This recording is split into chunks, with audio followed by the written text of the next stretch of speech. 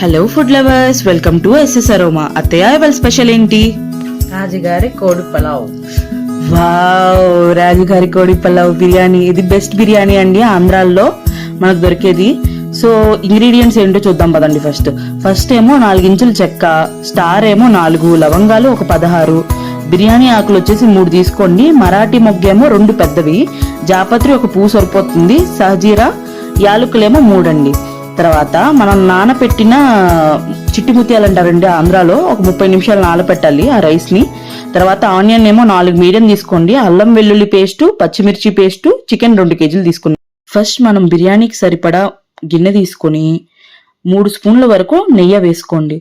తర్వాత నూనె సరిపడా వేసుకోండి, 6 టేబుల్ స్పూన్స్ వరకు వేసుకొని అది వేడయ్యాక నేను ఫస్ట్ లో చెప్పాను కదా మీకు బిర్యానీ మసాలా దినుసులు, 4 ఇంచుల చెక్క, 4 స్టారు, లవంగాలేమో 16, బిర్యానీ ఆకులు 3, మరాఠీ మొగ్గ 2 పెద్దవి, జాపత్రి వచ్చేసి ఒక పువ్వు, సాజీరా యాలకులు ఇవన్నీ వేసి కొంచెం వేపండి, గోల్డెన్ రంగు వచ్చే వరకు వేపండి.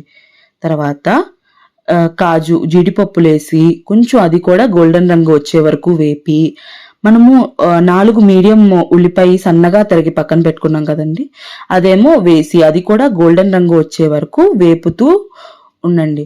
అది గోల్డెన్ రంగు వచ్చింది అని తెలిసాక 4 టేబుల్ స్పూన్స్ వరకు అల్లం వెల్లుల్లి పేస్ట్ వేయండి. అల్లం వెల్లుల్లి పేస్ట్ వేశాక కింద నుండి పై వరకు నీట్గా కదుపుతూ ఉండండి, అంటకుండా. తర్వాత పచ్చిమిర్చి పేస్ట్ మనం ఏదైతే మిక్సీ వేసాం చూడండి, అది 2 టేబుల్ స్పూన్స్ వరకు వేసుకోండి. తర్వాత పసుపు 1/2 స్పూన్ వేయండి. అది మళ్ళీ కదిపాక చికెన్ 2 కేజీలు ఏదైతే కడిగి పక్కన పెట్టుకున్నాను చూడండి, చికెన్ వేసేసి కింద నుండి పైకి అంతా చికెన్ కి పట్టేలాగా కలిపి మూత పెట్టి ఒక 2 మినిట్స్ మగ్గనివ్వాలి చికెన్ ని. ఇప్పుడు మూత తీసి జీరా పౌడర్ ఏమో 2 స్పూన్స్, ధనియా ఏమో 4 స్పూన్స్, సాల్ట్ మీ రుచికి తగినంత, కారం ఏమో మీ రుచికి తగినంత వేసుకొని, గరం మసాలా 2 స్పూన్స్ వేసి ఆ మసాలా చికెన్ కి పట్టే వరకు కొంచెంసేపు మూత పెట్టండి. మీడియం ఫ్లేమ్ లో పెట్టి ఒక 10 నిమిషాలు కుక్ అవనివ్వండి. ఇప్పుడు మూత తీసి 1 కప్పు పుదీనా, 2 కప్పుల వరకు కొత్తిమీర, 400 గ్రాములు కర్డ్ వేశాక కింద నుండి పై వరకు చికెన్ ని కదిపి మూత పెట్టి ఒక లో ఫ్లేమ్ లో 10 మినిట్స్ వరకు మగ్గనివ్వండి. ఇప్పుడే మెయిన్ కొలతండి. మనము 30 నిమిషాలు రైస్ నానబెట్టుకున్నాం కదా, అది 4 గ్లాసులు రైస్ అయితే వాటర్ వచ్చేసి 9 గ్లాసులు కొలత తీసుకోవాలి. వాటర్ పోసాక అది బాగా మరగాలండి, అంటే 70% వరకు చికెన్ కుక్ అయింది అనే వరకు ఒక 15 నిమిషాలు మీడియం హీట్ లో మనము స్టవ్ పెట్టాలన్నమాట.